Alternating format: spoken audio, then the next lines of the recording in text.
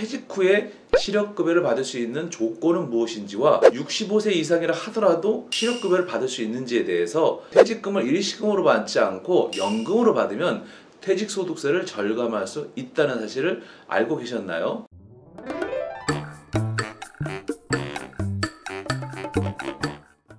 안녕하세요, 이덕준 노무사입니다. 이제 우리나라도 고령사회에 접어들면서 더 이상 100세 시대라는 말이 어색하지 않게 됐는데요.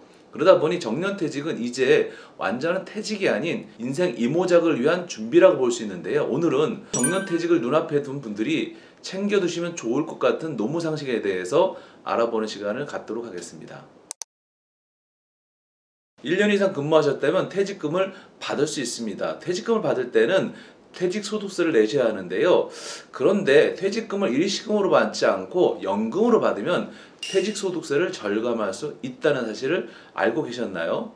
퇴직금을 일시금이 아니고 연금으로 수령하시면 원래 냈어야 하는 퇴직소득세 30%를 절감할 수 있습니다. 우선 퇴직금을 받고 60일 이내에 개인형 퇴직연금 계좌인 IRP로 이체하시면 퇴직금 인출 시점까지 퇴직소득세 부담을 늦출 수 있습니다. 대신에 매년 연금을 수령할 때 기준금액 한도 이내에서 수령하셔야 합니다. 만약 수령 한도를 초과해서 인출하시면 초과 부분에 대해서는 세금이 감면되지 않고 원래 부담해야 하는 퇴직소득세 전부를 내셔야 합니다. 절세가 가능한 또 다른 방법은 연금 수령 기간을 늘리는 방식인데요. 연금 개시 후에 10년을 초과한 시점부터는 받는 연금에 대해서는 당초 납부할 퇴직소득세 40%를 감면받을 수 있습니다. 따라서 연금 수령 개시를 먼저 한 후 10년이 지난 시점에 받는 연금 수령을 최대로 늘린다면 절세에 더 유리합니다. 이때 자유인출 방식을 활용하시면 좋은데요. 자유인출 방식이란 인출 시기와 금액을 본인이 자유롭게 선택할 수 있다는 것을 의미하는데요. 즉 연금 개시를 먼저 한 후 10년까지는 매년 10만원씩 최소 금액만 수령하다가 연금 수령 10년이 초과한 시점부터 자녀 퇴직금을 원하는 만큼 수령하는 것이 가능합니다. 다만 종합과세 대상 사적 연금 소득이 연간 1200만원 이하이면 수령 연령에 따라서 3에서 5%의 낮은 세율로 소득세를 부과하기 때문에 연간 1200만원 이내로 수령하는 것이 바람직합니다. 퇴직하는 근로자들이 가장 궁금해하시는 부분 중에 하나가 바로 실업급여인데요. 과연 퇴직 후에 실업급여를 받을 수 있는 조건은 무엇인지와 65세 이상이라 하더라도 실업급여를 받을 수 있는지에 대해서 설명을 드리겠습니다. 우선 정년퇴임 후에 실업급여를 받으시려면 퇴직 전 18개월 동안 180일 이상의 피보험 단위기간이 있어야 하고 퇴사 후에 근로하고 싶어도 취업을 하지 못하고 있는 상황이어야 합니다. 그렇지만 재취업을 위한 노력을 적극적으로 하신다면 실업급여를 받을 수 있습니다. 실업급여는 퇴직하기 전 평균 임금의 60%를 기준으로 해서 소정의 급여일수를 곱해서 산정이 되고요. 다만 상한액이 있는데요. 1일 기준으로 66,000원이고 월 최대 198만원입니다. 이런 실업급여의 지급기간은 가입기간과 나이에 따라 달라지지만 50세 이상이면서 가입기간이 10년 이상이라면 270일간의 실업급여를 받을 수 있습니다. 65세 이상이라 하더라도 65세 이전에 고용보험에 가입되어 있었고 계약 만료라든지 권고사직, 폐업 등 비자발적인 이유로 퇴사한 경우로 한다면 지난 18개월에 고용보험에 가입된 사업장에서 180일 이상 근무한 경우라면 실업급여를 받을 수 있습니다. 최소 120개월 이상 납입하고 만 65세가 도달되게 되면 국민연금 수령 대상이 되어 매년 연금을 받을 수 있는데요. 국민연금 시행 초기에는 수령 연도가 만 60세부터였는데 이후 단계적으로 연금을 받을 수 있는 나이가 올라갔기 때문에 연령대에 따라서 수령 나이가 다르게 적용이 됩니다.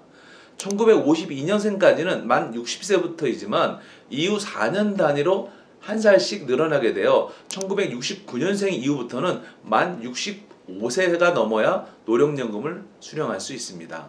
다만 수령 나이를 기준으로 5년간 국민연금 외에 별도의 소득이 있고 그 금액이 국민연금 전체 가입자의 3년 평균 소득액을 초과할 경우에는 감액 대상이 됩니다. 즉 5년이 지나면 소득과 관계없이 무조건 전액이 지급되지만 5년이 되기 전에 국민연금 외에 별도의 소득이 있는 경우에는 초과소득 월액에 따라 연금이 감액돼서 지불됩니다. 여기서 국민연금 외에 별도의 소득이라 하면 부동산 임대소득을 포함한 사업소득이나 근로소득을 의미합니다. 감액의 정도와 관련해서는 초과소득의 금액에 따라 달라지는데요. 보시는 바와 같이 초과소득 월액에 따라서 50만원 이상까지도 감액이 가능하니 꼭 확인해 보시기 바랍니다. 다만 소득이 줄어들게 된다면 이후 감액 금액도 줄어들기 때문에 연금 수령 후 5년 이내에 소득이 줄어든 내용을 국민연금관리공단에 빠르게 신고하는 것이 감액을 줄일 수 있는 방법이 된다는 점도 기억해 두시면 좋을 것 같습니다. 직장에 다니다가 퇴사하게 되면 더 이상 직장 가입자가 아닌 지역 가입자가 되는데요. 그렇게 되면 소득뿐만 아니라 재산이나 자동차 등에도 건강보험료가 부과됩니다. 지역건강보험료가 부과되는 소득은 직장 가입자의 소득 월액 보험료 부과 대상 소득과 동일하게 이자나 배당, 사업, 기타 소득은 100% 소득으로 평가하고요. 근로연금 소득은 30%만 소득으로 평가합니다.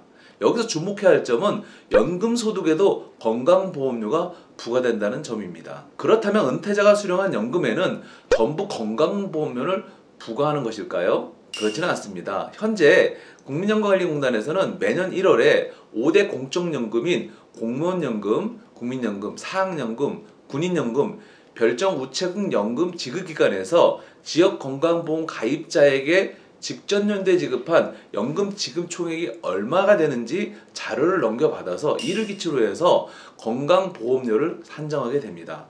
그렇기 때문에 5대 공적연금에 해당되지 않는 연금저축과 IRP에서 연금 형태로 수령한 연금소득에 대해서는 건강보험료를 부과하지 않고 있습니다.